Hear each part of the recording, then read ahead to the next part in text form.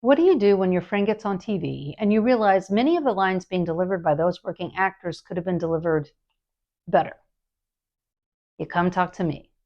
As a working but still and possibly forever struggling actor, it is always fun when your friends say, "Hey, catch me on this show." And then you watch the show and it's cute, but there are just those few lines that don't hit your ear right. You know what I'm talking about. By the end of this video, you'll be on your way to developing a comedy superpower that will change the way you watch TV forever and up your humor game in your everyday life. Hey friends, welcome back to Punch It Up, Fix the Funny Friday, where we discuss how you can see how a line was said compared to how it was meant to be said, or how it might have been said differently or in a way that I personally would find funnier. If you can develop this ear, you can end up surprising folks in your life with your skilled wit. So I've heard. Let's talk about it. But first, let's watch this cute intro. Let me get business out of the way and remind you that I have a fun little novelty book I cobbled together during the pandemic shutdown. It's a look at dating app deal breakers, but I share a lot about my own story. So if you have any curiosity about what makes this annoying brain tick, pick it up. The audiobook is $6. Also, feel free to tell your friends to subscribe because I'm giving away a book when I hit 500 subscribers, so there's that. Enough shilling. Let's get down to analysis. Get this.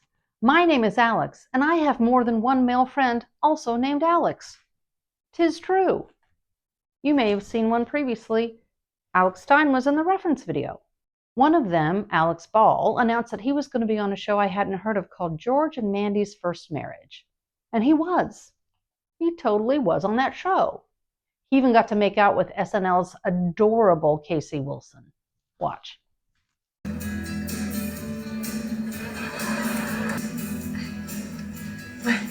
I'm gonna take off. Okay. Hi, Mandy. That's my friend Alex. That's cool. Any hoozles, I was casually watching the show and enjoying Will Sasso, previously from Mad TV, whom I met a couple of times in passing, name drop, even though he won't ever remember me. By the way, I found him to be a lovely person and a funny person. But while watching, I kept getting taken out of the story when certain lines confused me. Here's the first one. So what's it like being married? I guess it's like having a girlfriend you live with. Cool. What's it like having a girlfriend? Here's the thing. The question, what's it like having a girlfriend, shouldn't be treated with even more confusion than what's it like being married. They're the same. A girlfriend is unexpected. It would be funnier to me, in my opinion, to say both lines the same or say both lines with more curiosity and wonder. This kid is clearly a good little actor, but he's playing that character pretty cool. And he's playing him unaffected for someone who has never had a girlfriend and who is curious about having a girlfriend. It would work better for me to be either, so what's it like to be married? Cool. So what's it like to have a girlfriend? So what's it like to be married? Cool. So what's it like to have a girlfriend? Right? So he's playing it cool and he's allowing his vulnerability to be apparent. Maybe this is less a line delivery analysis and more a character choice analysis.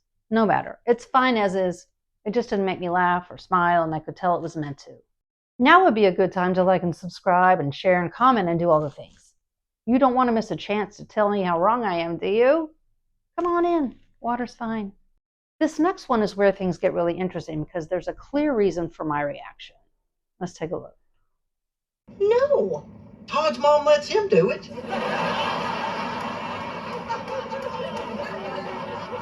What did you say? What? Todd's mom lets him do it like I'm your mom? No. You don't emphasize I'm in the joke. It's meant to be like I'm your mom because mom is the joke. It's probably important to explain in this instance that the blonde gal is 10 or more years older than her husband. So the mom thing might be particularly triggering to her, which only bolsters the point that mom is the joke and not I'm. I think also there's too much making sure the audience is led the right way in this scene. Too many unnecessary lines that they water down the joke. The audience got it. You don't need to repeat the line.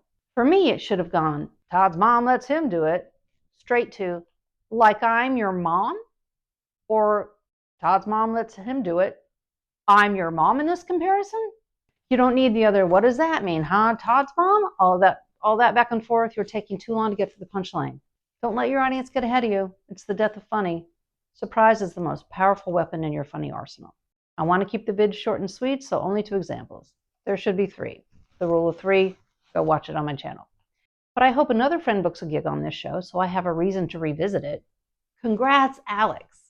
I really want to know what it's like to make out with a star. Just a reminder that even people who are making a living in comedy don't always nail it. There's a past video where I look at it. I'm going to link it here somewhere. So if they miss it sometimes when they are skilled, you can definitely up your humor game with tips and clues.